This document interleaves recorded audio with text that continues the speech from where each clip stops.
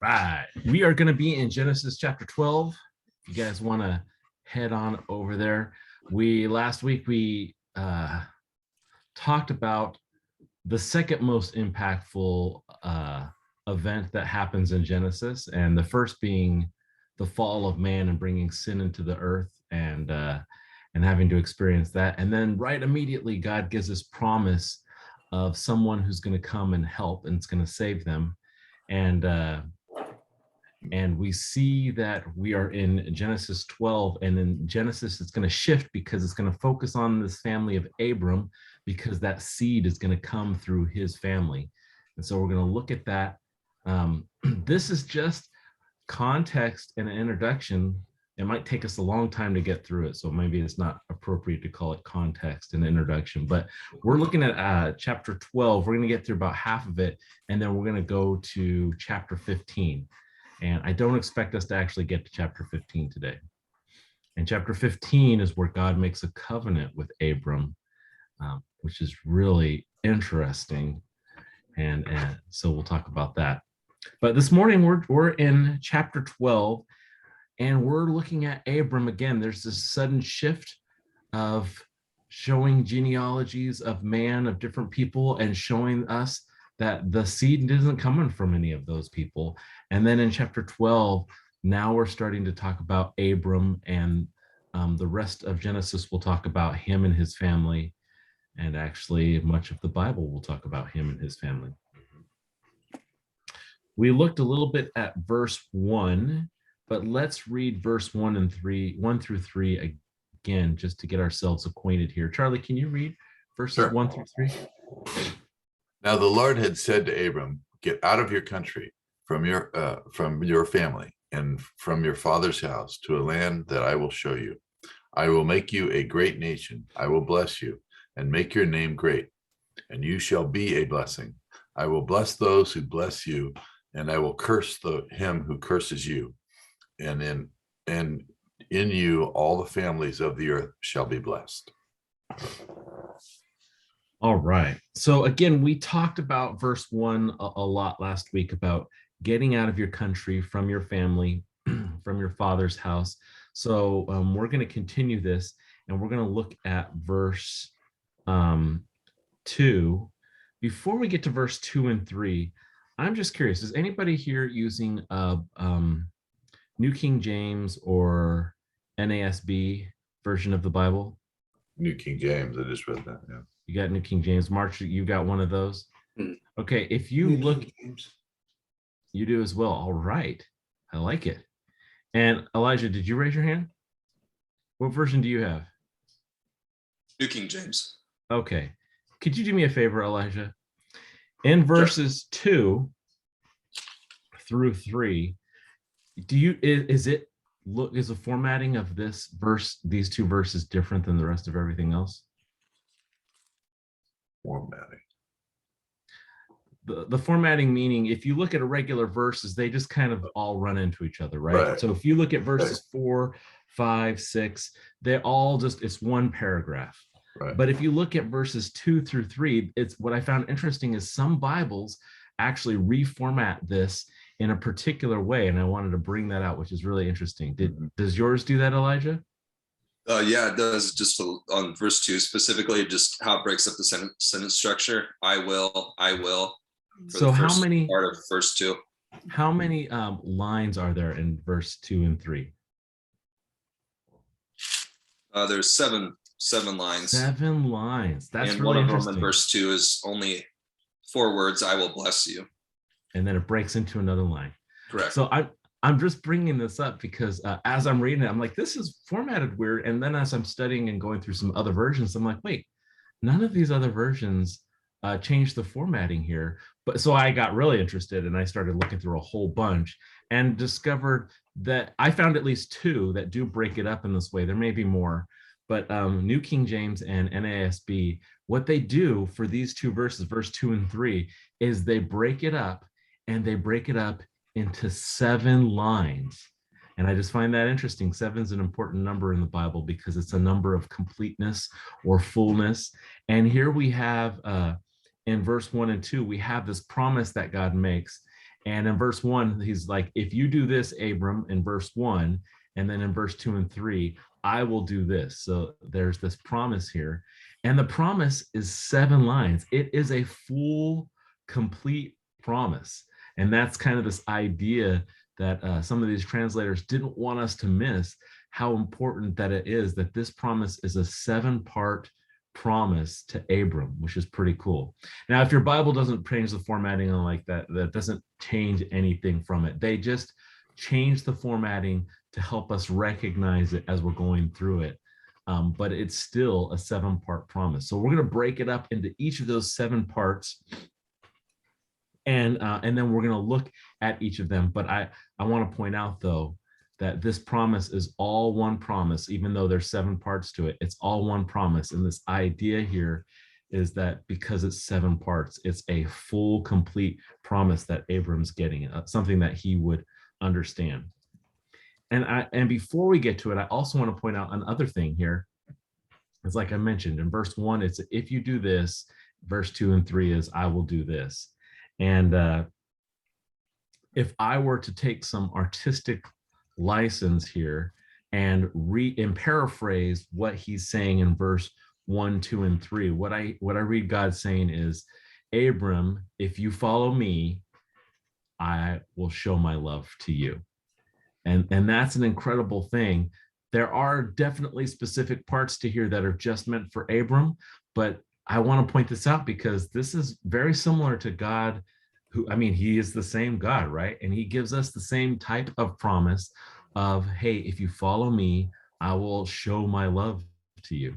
And I don't want us to miss that, because although this is specific and maybe not specific to Abram as we see, but as this is specific to Abram, it's the same God who loves us, and he has the same promise for us where if we follow him, he will show us his love. So I really like that.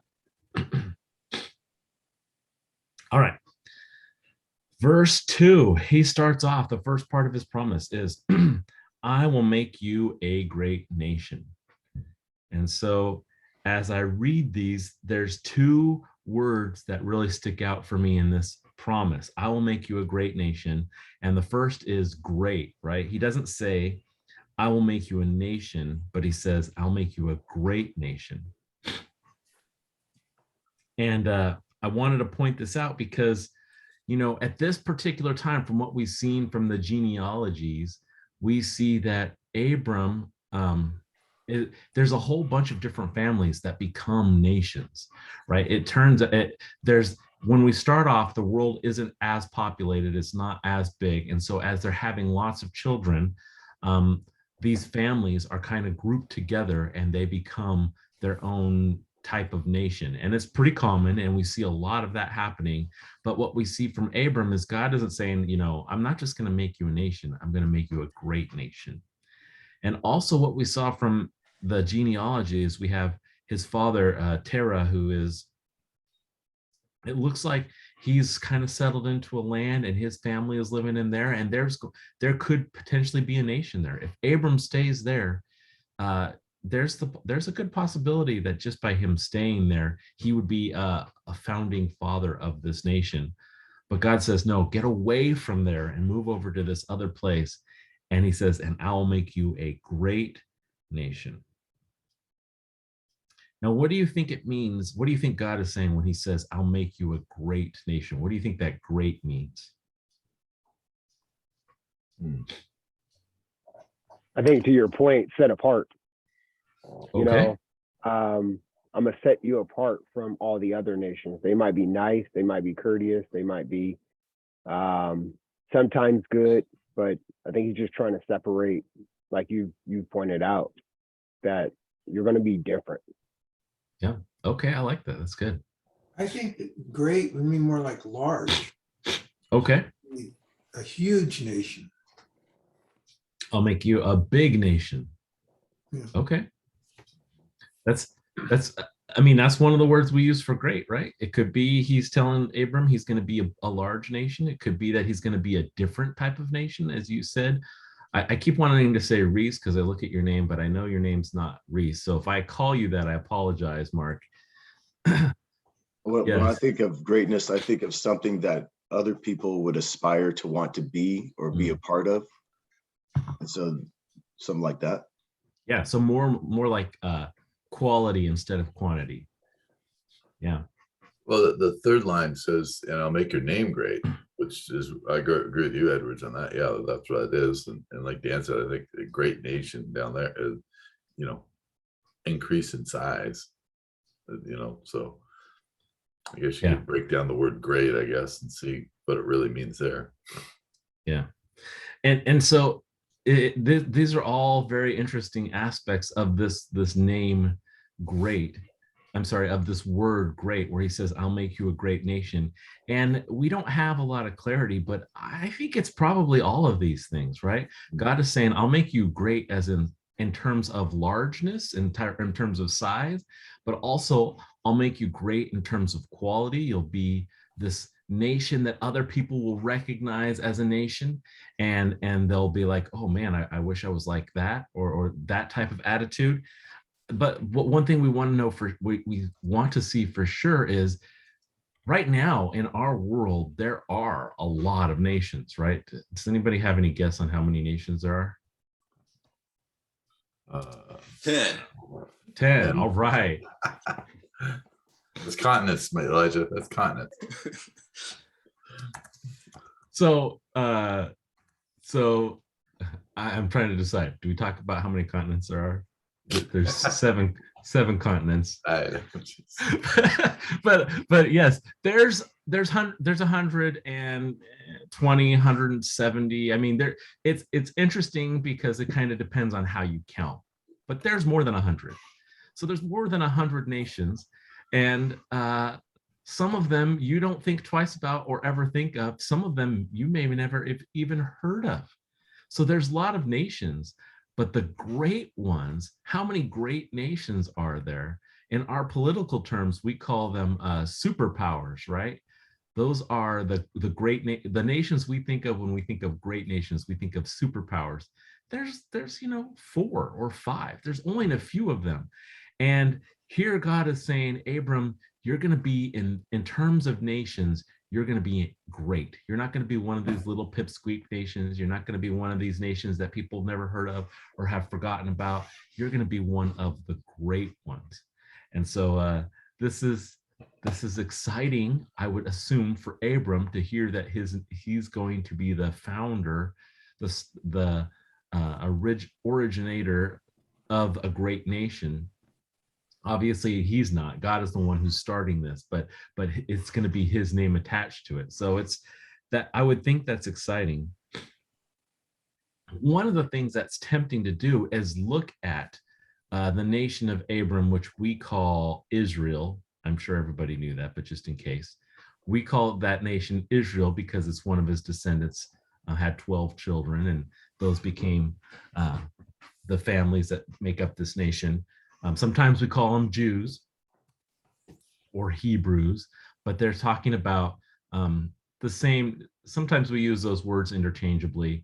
They do mean slightly different things, but we're talking about the nation of Israel here. We think, well, the nation of Israel, it's over there in the Middle East, and it's okay in size, but it's not really big. How great really is it? And so sometimes it might be tempting to think, maybe God didn't really keep his promise on this particular one. And I just want to point out a couple of things. One is the nation of Israel is not done yet, right? When God comes to set up his kingdom on earth, he's going to set it up over there. He's going to set it up in that land. And that's going to make it a pretty important nation. It's going to be a pretty great nation. It's going to be a superpower.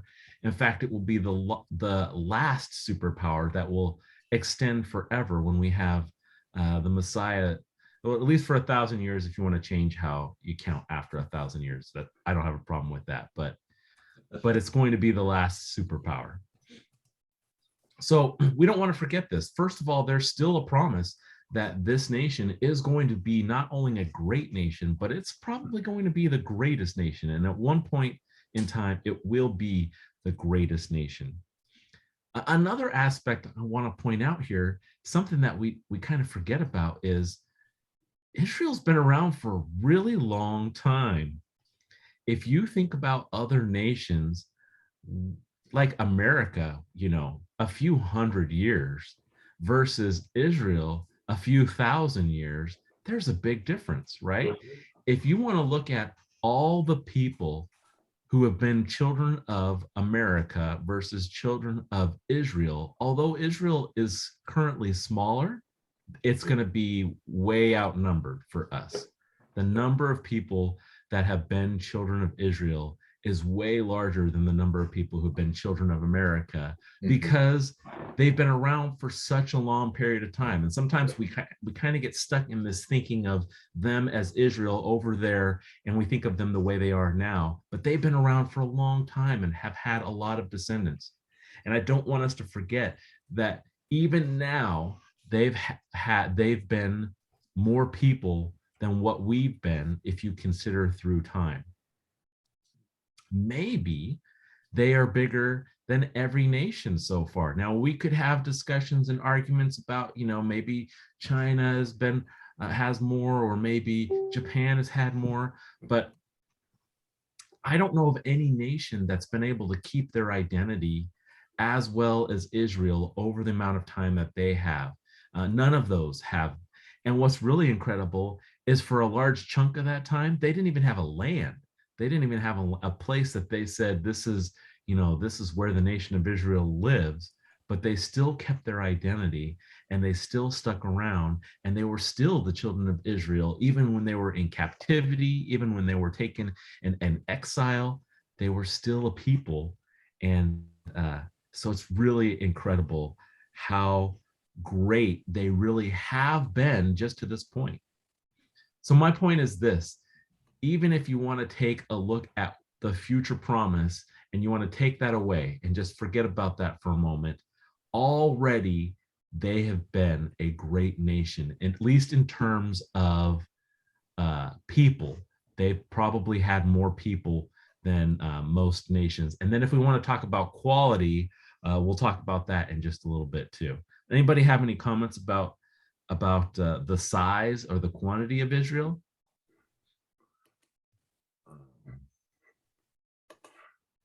It's estimated that God's promised land size to Abram was around 300,000 square miles, and they never inhabited more than 30,000 square miles of that.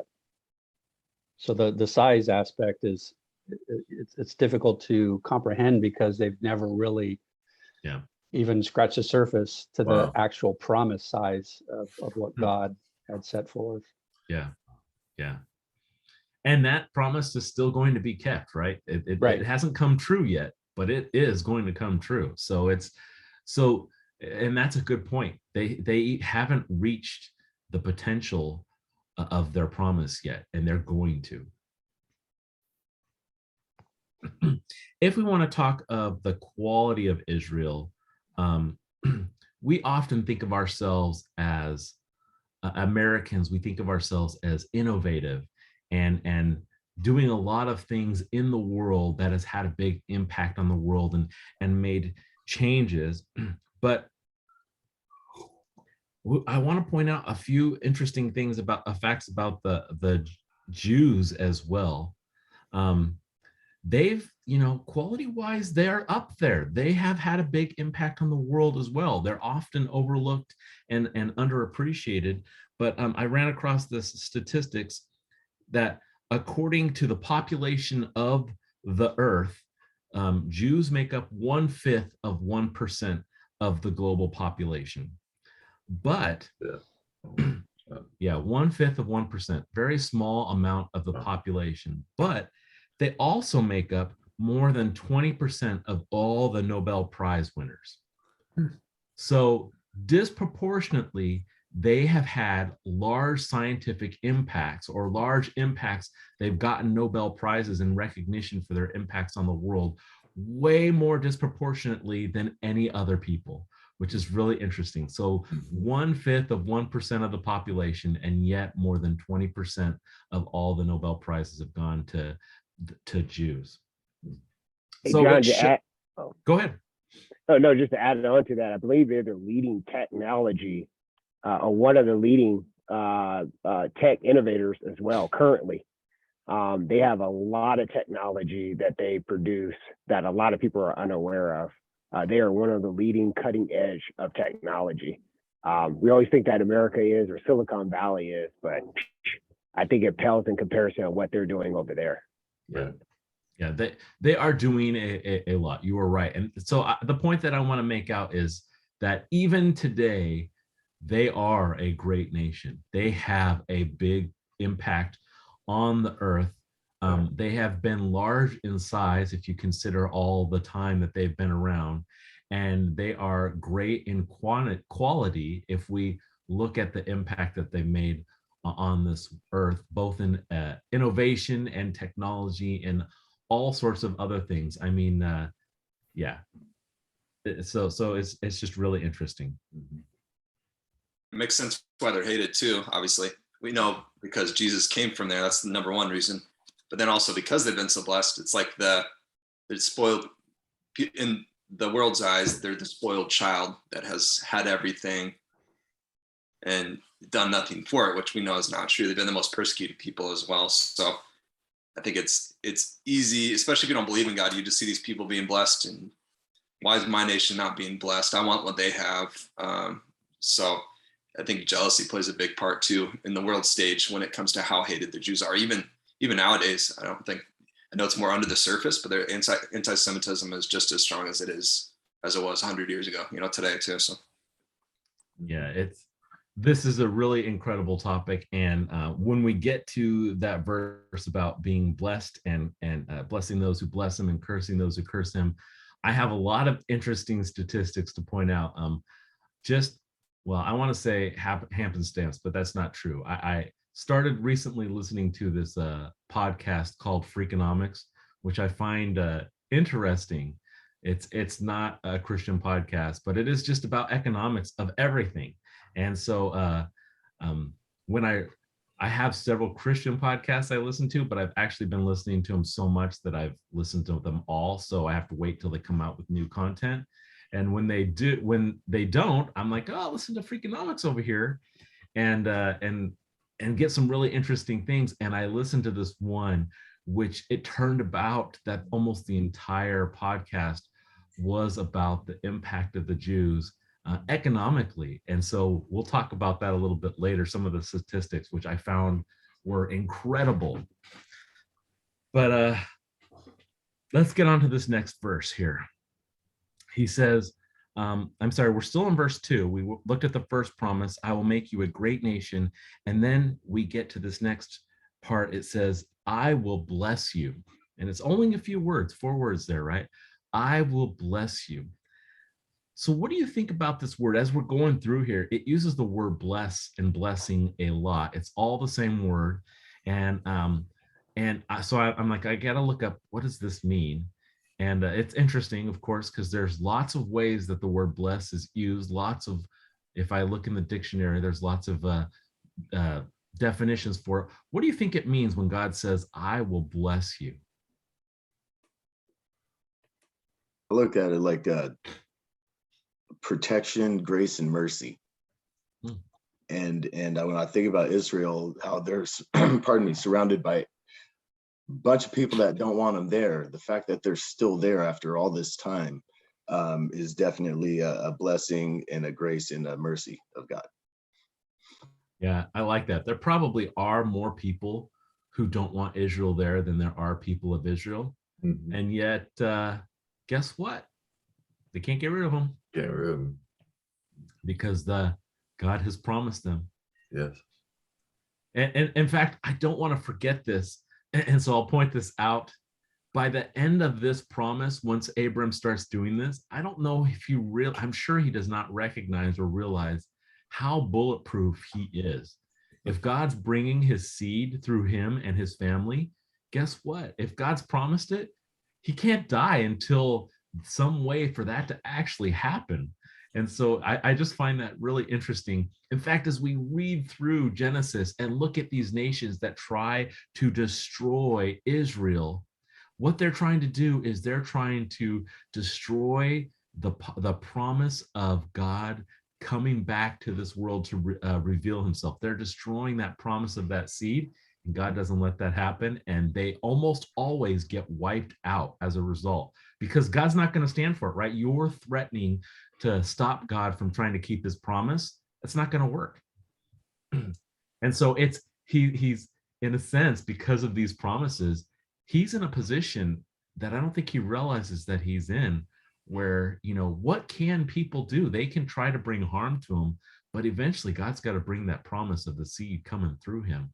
So he's got to, resurrect him, do what? I don't know, but he's as bulletproof as you can get at some point here. But let's go back to blessing. Edwards, you were talking about blessing. I like that. I looked it up in the dictionary. Again, there's a whole bunch of definitions. There's one I like that said God showing favor on you, or blessing would be showing favor on you. Does anybody want to say anything else before I talk a little bit about this word? Go ahead, Mark. Yeah. I just thinking that, Go ahead, Dan. he says, I will bless you. He's talking to Abraham. He will bless Abraham. Not so much he's talking about the Jewish nation as he's talking to Abraham. And what Abraham does will be successful. His crops will be successful. His animals will be successful. His children will be successful. But God will bless him in all that he does. All right. I like it. Yeah. Okay. Mark, what were you going to say? I just think that if you put all these 4 words in a scale, the heaviest word is I, because it's coming from the Lord. Like it's him. Like the blessing is going to come from him. He's going to be the one to work out the blessing. It's going to originate from him. It's going to originate from his mind. And it's going to be he's going to be the one that blesses them, and all the blessings that comes to them is going to come from him, not anywhere else. So it's just like That's right. This real heavy word when God says, I'll be the one to bless you, and not anywhere else or anyone else. Yeah, I like that. The effort comes from God, right? So it's not that Abram has to struggle and has to work to be blessed. God is saying, no, you're not going to bless yourself. I'm going to bless you. And that you're right. That carries a lot of weight.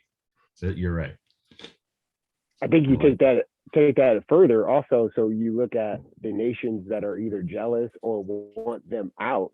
They have to take that up with God, because it's God doing. Right. Exactly. It's like, hey, I'm just me. He promised it. You have to take it up with him. I'm just walking in the lane that he's created for me. Right. But you can talk to my boss and figure it out with him. But unfortunately, I'm not on the same scale. So, if you talk with him, have a good word, maybe pray a little bit, see what he says. But I'm just walking in his vein. That's a good example. I like one of the things you said about that employee type of relationship. We've probably all experienced this, right? Where you do something and the coworker is like, I don't think you should do that. You shouldn't be doing it that way. And you're like, this is what I was told to do. You may not agree with it, but I don't have any control over it. You got to talk to someone else. And I like that.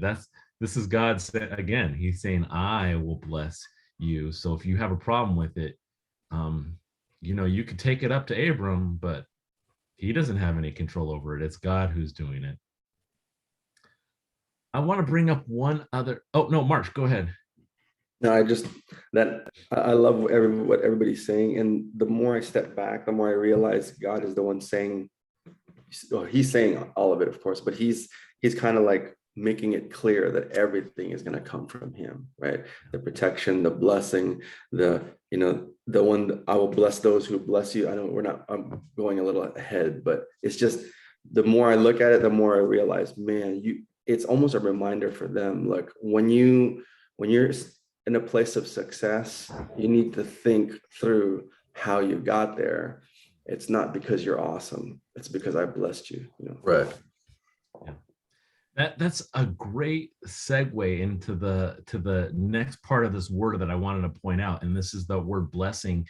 If you look it up in Hebrew, there's this sense of kneeling. The word literally means kneeling, which is really interesting. What is this whole idea of kneeling? So the idea here is that when there's this blessing, that means there's somebody who is kneeling at the other person, not in terms of submission, but it is an adoration. So this is somebody saying, I'm going to show my adoration to you. I'm going to show my love for you. And so this is when God says, I will bless you.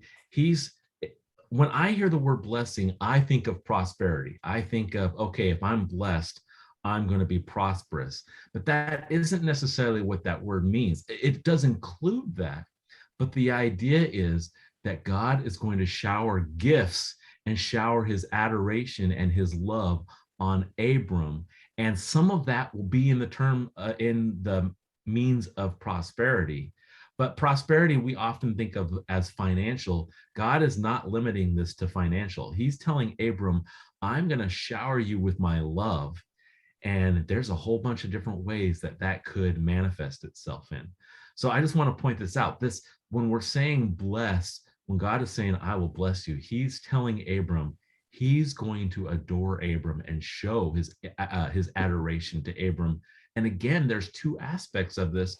There's not only the greatness of him showing that, but there's the recognition of him showing that. So God is saying, I'm going to shower you with these gifts. It's so that Abram recognizes that it's God who's showing his love to him. He's showing his love through these different ways. And so we don't want to miss that. When God says he's going to bless us, if you feel blessed, one of the points of being blessed is so that you recognize that it's God who's doing that to you. He's showing his love to you through that. We don't want to ever forget that. The whole purpose of this is because God loves us. He's showing us his adoration. It's pretty cool that God shows his adoration to other people. But we also see in the Bible that we bless God. And so it's the same aspect. We're showing our love and adoration to him as well when we bless him. I've noticed something in this verse too, that they've made the use of semicolons 2 times. Yeah. I'm not an English major, but he's setting something up every time he uses a semicolon. What follows? Yeah, so he's breaking these up. Remember, there wasn't really any punctuation in the original text. So when the scholars are doing this, they're recognizing that here's a thought and here's another thought, and we're breaking it up to make sure that it's clear that these are 2 different thoughts, although the sentence structure may share some of the same words. And so we're in that same thing, which is what the scholars recognize is there's clearly 7 different parts to this promise here. There's 7 different points to it. And the first one we read was, I will make you a great nation. And the second one is, I will bless you. And so there's 2 different thoughts here that we got here. And that's why that semicolon is there, is to break it up and to show us those are 2 separate things. They might be very similar, but they're 2 separate things. John, I like what you said, just thinking on, wow, we limit ourselves when we just focus on the financial blessings, and that's what we're waiting for. And you could think it's, if it's a flowing river is what if we're comparing that to, say, financial blessings, that is good, it waters crops, but there could be a whole trove of gold beneath the surface that God wants to reveal if that water dries up, or if you mine it. I'm not positive on the proper procedure for mining gold, but that's just one of maybe thousands of things that he's done in our lives that we maybe miss. And we might miss it until we get home and he's like, well, remember that time where you were thinking you weren't being blessed or you were in a valley? Like, actually, this is what I gave you. So I like how you want us to, or God wants us to, and you're pointing out that we need to think a lot bigger than that. And like March does a good job, it's taking a step back. All right, this doesn't feel like a blessing period, but let me see, how are my relationships with others? Am I being encouraged by people around me? Is there an opportunity that maybe that I haven't noticed, or a blessing that I haven't noticed? So I think that's a really good perspective to try to think like God, which is not easy, but just try to not limit our potential in that. And how many times are we actually blessed when God withholds something, right? When he's like, no, no, no, that's not good for you, so I'm not going to let you have that. And you're like, oh man, I don't have this or whatever, and life is terrible. And then later on you realize, oh, actually, you know what? God was blessing me by not providing that particular thing for me or withholding something. And so, and so thank you for bringing that back up, Elijah. It's such a great point that when God blesses us, he is showing his love for us. It doesn't have to be in terms of prosperity. Sometimes a lack of prosperity equally shows us and reveals to us how much he adores us, how much he loves us. All right. Let me look through my notes here. And through time. We're not going to make it through, I don't think. We'll see. Now we're in that last part of verse 2. He says, I will bless you. Oh, no, we're not. We're halfway through verse 2. I will bless you and make your name great. So here is another thing that God is saying. Not only, excuse me, is he saying he's going to, remember, he said he's going to make a great nation out of Abram. He's saying he's going to bless Abram. But here's another thing. He will make his name great. And again, to me, this is an interesting promise, right? God hasn't ever said to me that he's going to make my name great. I don't have that promise. Maybe he's made that promise to you, but at this point, your name's not great. I'm sorry. But that's an interesting thing. So the idea here is that God's going to make Abram's name such that everybody knows it. And not only is everybody going to know it, they're not going to forget him. And this is really interesting. We think of this in terms of a legacy, you know, and there are some people who that's a strong desire for them. They want to have a legacy so they're not forgotten when they're gone, so that they're remembered. And God's actually promising this to Abram. And we'll talk about a little bit how this is true even today, thousands of years after he's died. How many people thousands of years after they've died do you know of? It's a very small number. And Abram is definitely at the top of that particular list.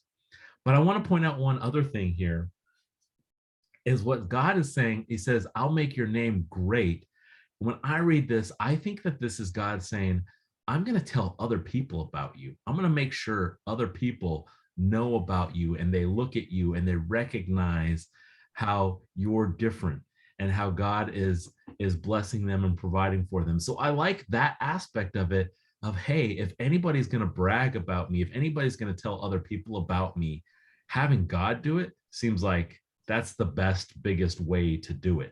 And so that's a pretty incredible promise here that God is giving Abram, that he's saying he'll make his name great. God's going to make sure that other people know who Abram is. And so if we talk about, you know, how great is the name of Abram, well, technically, maybe Abram's name isn't that great because his name gets changed to Abraham. But that name Abraham, I mentioned this last week, it's in nearly every book of the Bible. Of all the names that are in the book of the Bible, maybe Moses is mentioned more, but I don't think anybody else is mentioned more. Abraham is right there at the top. And then what's crazy, if you step out of Christianity, how many people know of Abraham? A lot, right? There's the Jews, that they have a high regard for the name of Abraham. There's the Muslims, where they have a high regard for Abraham. They all think of Abraham as their father, as the founder of, you know, their religion, as the start of their religion. And so it turns out a lot of people know who Abraham is, even non-religious people. A lot of them know who Abraham is. God has made sure that people know his name, that his name is pretty great. I think that's pretty interesting. God loves Abraham so much that he wants other people to know who he is. That's a pretty cool aspect. Anybody have a comment? I was looking up the word great just to to kind of see what God meant. Yeah. And it says large in number, in intensity, loud, older, in importance. Yeah. Right. So it's like all these different categories of what great could mean, and potentially that's what he meant for them. And then you think, okay, well, which one of these did God mean? I wonder if it's all of them, right? Yeah. It's number and intensity. That's Right. quantity and quality, and some of these other ones loud. I think it Yeah. might have been all of them. Yeah. Mhm. Well, like I say, the word great, used it twice in the same discussion sentence. So, we don't know all the, I don't know Hebrew and stuff like that, but I'm sure there's probably different explanations for each one of those, I'm sure it wasn't a single word like we have it. I'm sure it was multiple words back then. It is. I mean, it's amazing. It's amazing when God says he's going to make your name great, or he's going to make you a great nation. And using that word, when Yeah. he says he's going to do anything for you, that's great. Yeah. I mean, that's amazing. Well, you think of great in our context, watching a volcano explode or something like that, that, it's more than great, but it's amazing. But, to see the forces in that, and to think that was probably, God maybe moving his pinky up a millimeter or something like that to make that happen. And he talks about this as far as great, I mean, and to have those words spoken to you by an almighty God. I just think of Abraham sitting or standing there going, probably not even comprehending all that because of our finite minds, All right. Yes. Oh, go ahead. No, I was going to say, it's as you continue to expound on it, it's kind of starting to get kind of scary. The possibilities, of what God can do as opposed to what we can think of and comprehend. It's like, goodness gracious, I can't comprehend. We keep going on and on. I literally can't comprehend what he's talking about. That's incredibly scary.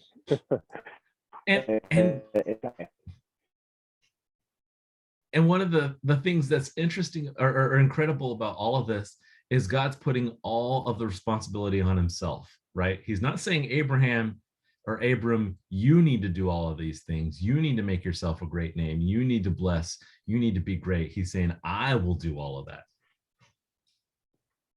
All right, this last phrase here in verse 2, he says, and you shall be a blessing.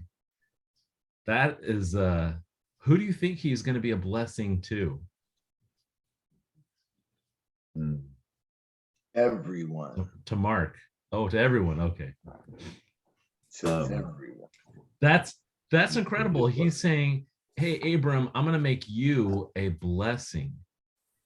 And again, if we step back and we look at that word blessing, at how it is showing adoration and love, God showing his adoration and love to Abram, it sounds like he's saying, I'm going to show my adoration and love to the world through you.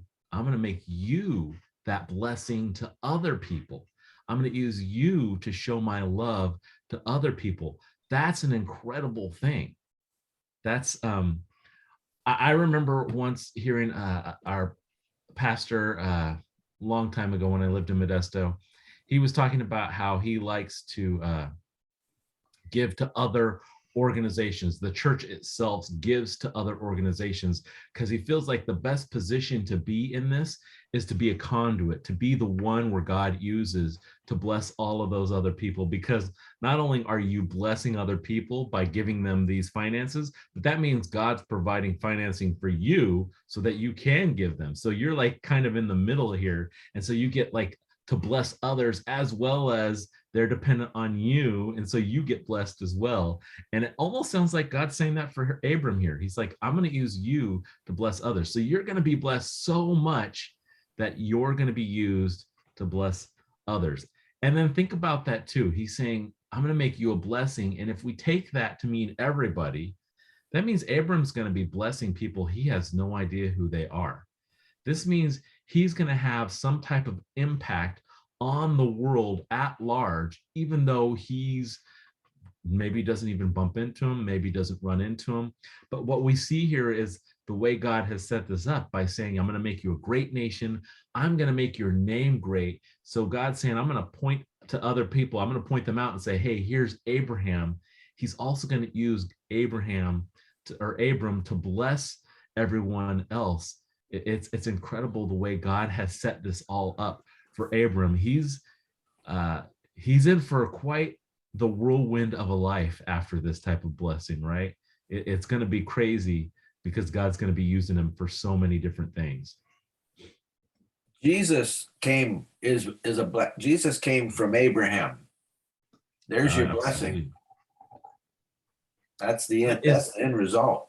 But is it the only blessing? Because he doesn't limit that. We will see later on also, he says specifically, he says in the end of verse 3, and all the families of the earth shall be blessed. And I think he probably is talking about Jesus, and he is definitely the great expression of God to show his love and adoration to mankind. But I don't think it's the only one, right? I think that man is blessed in general through Abram in various ways. I mean, maybe I'm wrong. What do you think? Do you think that this just is talking about Jesus, Jody, and that's the limit? Or do you think there's more? No, I had mentioned it was the end result. Yeah. When I first said this, it's the end result is Jesus was the ultimate blessing. And through him, there is, man, go on all through the New Testament to And Revelation. I like that you bring this up too, Jody, because I want to just go back to last week, what we talked about, how there was the expectation of a savior from Genesis 3, and they're looking, who's it going to be? And Adam is, after Cain and Abel, Adam's like, well, here's Seth. Maybe God will make him my seed, or the seed.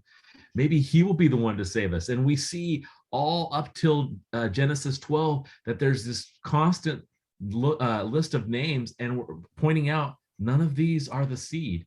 And yet we're getting to Abraham, or to Abram, and as you pointed out, the seed does come from him. It's pretty cool. I think another aspect of it is really cool is that it all points back to God. Like Abraham is like, I'm as I see Abraham being blessed and a great nation and all these things, his name is great. I also see that it's just going right back to God. That's like almost playing a trick on everybody. And it's like, oh, I'm gonna use Abraham and he's gonna do all these little cool things, but yet I'm gonna get the glory. Like, it's all part of a meticulous, big plan. Abraham's gonna get blessed, but I'm gonna get blessed even more, and so it's kind of cool just to kind of see it from an aerial perspective as it's happening and reading about it. And I'm like, man, Abraham's getting blessed, but in reality, God is like getting all the glory. So ultimately, God is just getting the glory out of this whole process. It's like God, and glory. And it's just kind of cool to kind of look at that. And it definitely is awesome. Yeah, I like that. It showed that God knows the beginning, the middle, and the end for him to orchestrate the plan, and he keeps his promises. He says his name will be great. We're talking about it now, all these years later. We still know his name. It's a beautiful thing. We have 5 minutes left. I'm trying to debate. Should we even tackle verse 3? I'm looking at my notes and I've got like 3 pages of notes on verse 3. So maybe we'll hold off and I'll have to trim some of this down. Like I mentioned, there's this podcast I listened to that was just incredible, some of the stuff. And we'll talk about this next time, because it talks about verse 3. It says, I will bless those who bless you, and I will curse him who curses you. It turns out that this happens many times in our history, in man's history, where there have been people who have blessed Abram and his family and his nation, and they have cursed Abram and his family and his nation. And there are even times when there's people who will bless him for a while and then they'll switch to cursing. And one of the things that we'll talk about next week is we actually have some concrete statistics of some things that have happened to Israel, and particular, we'll talk about Nazis, which is always interesting, and I don't know what to say about that. But there is in Germany before World War II, they were a part of Germany, right? They were Germans. There were Jews who lived in there, and they were part of the country, and they were blessed because of this promise. But then we'll see that not the Germans blessed them, but then there was a switch in the mid to late 30s where they were really switched from blessing Jews to cursing Jews. And because they're such good record keepers, we actually know some of the economic impacts that actually had on them as a result of this. And I find it really interesting. Now, the podcast is not a Christian podcast, so they're going to try to spin another aspect of it, of discrimination, which is fine. I'm not pro-discrimination, so that's fine. But I think they miss the key point here, which is that God promised that he was going to bless those who bless him and curse those who curse him. And the Germans fell into both sides of this, and we can see what happens when they switch from blessing to cursing. So we'll talk about that some next week. That's a teaser. That's as much time as we have for me to talk about it. Any last thoughts before we close up today? Yeah, I got a 30-second thing real fast. Just two things in 30 seconds is that principally, he says, I'm going to bless you, and then you're going to be a blessing to others, right? So that's our lives. We need to be able to take that. And I want to be careful not to say that the promise to Abraham specifically was a promise to me, but principally, right? When we're blessed, it should also spill out into others, right? But the second thing is that he's saying this while Abraham doesn't have a kid yet, right? Yeah. And you're like, dude, this could be nothing but farther from the truth, right? They could, like, I don't know what this means. Like, if you're Abraham, you're like, what does that mean? Like, I can't even have a kid. Yeah. And so I love that aspect that God is not only going to be the originator of the blessing, but he sees in the future what he is able to do in what seems to be hopeless, right? And the next several chapters, Abram really struggles with that aspect of this, right? He's like, God, you said you're going to make me a great nation, and I don't have a single child. That's impossible. How are you going to do this? And there's a point, well, that's actually in chapter 15 when we get to there, where Abram's like, God, I need something, because this is just not possible. How are you going to do this? And God's like, okay, you need something. I'm going to give you something so that you know that this is true. And that's incredible. And but I want to bring this all back to the start of last week, which was, we were talking about the second most impactful thing that happens here in the book of Genesis. And I think it is this. And here's the key reason I think that is this. It is these verses right here where God's promise is, I will make you a blessing. And I think we all have personally experienced the blessing of God, the adoration of God through Abraham. And because of that, it's had the most impact on us. After the fall, which definitely we experience sin every day, after the fall, this blessing, I think, has personally impacted each of us more than probably all of the other chapters that we see, more than the flood. The flood was important. It was amazing. God started all over. He gave us a lot of evidence that showed that he's the one who's in charge of all of this. But personally, what's happened to me is I've been blessed. And from what I'm reading through here, it came through Abram. Anyways, thank you guys. I'm getting excited about this. So I can't wait until next week. I tell you what, man, I was studying for this, and this week, Jonathan, my son, is he's working at a camp kind of far away.